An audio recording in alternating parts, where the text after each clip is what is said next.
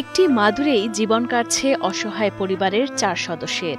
না আছে ভালো বিছানা, না জোটে ভালো কোনো খাবার। অন্যের দয়াদাক্ষিণ্যে পরিবার নিয়ে কোনো রকমে খেয়ে না খেয়ে দিন পার করছেন বৃদ্ধ সুরেশ চাকমা।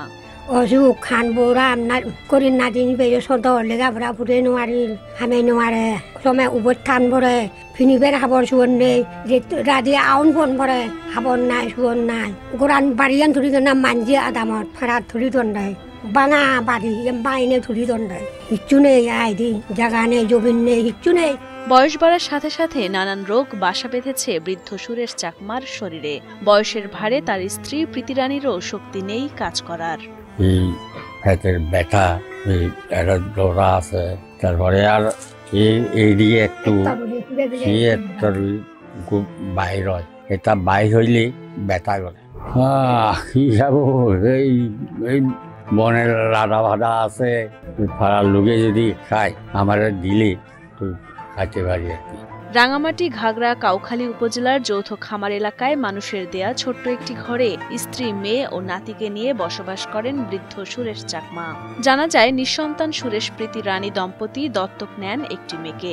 তবে বাক ও মানসিক প্রতিবন্ধী মেয়ে সাধারণ রানীর জীবনেও ধরা দেয়নি সুখ।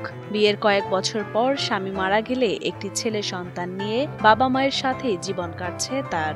নাদিনেও ভুল মাইয়া ফাগল ছাগল গম মানুষ নয় না মাইও বই বেয়ো হামে নোয়ারে হানের হান বোরা হিজু করি নোয়ারে বেয়ো হাইল বেদা হামে নোয়ারি হামে ইয়ে নাই বুঝছে অসুখ নোয়ারে বেয়ো সারা বছর অসুখ। অভাব অনটনের সংসারে চিকিৎসা খরচ তো দূরের কথা, অনেক সময় না খেয়েই দিন পার করে অসহায় পরিবারটি। কখনো বয়স্ক ভাতাটুকুও জোটেনি সুরেশ প্রীতি রানী দম্পতির কপালে। এমনকি আর্থিক সংকটে বন্ধ হয়ে গেছে নাতির পড়ালেখা। এরা বয়স্ক হয়েছে কিন্তু মানে বয়স্ক ভাতা পায় না। এর মেয়ে একটা প্রতিবন্ধী, মেয়ের জামাইও মারা গেছে। এখন একটা ছেলে আছে, এর মেয়ের এই বৃদ্ধর নাতি একটা আছে। এর লেখাপড়ার খরচও এরা চালাইতে পারে না।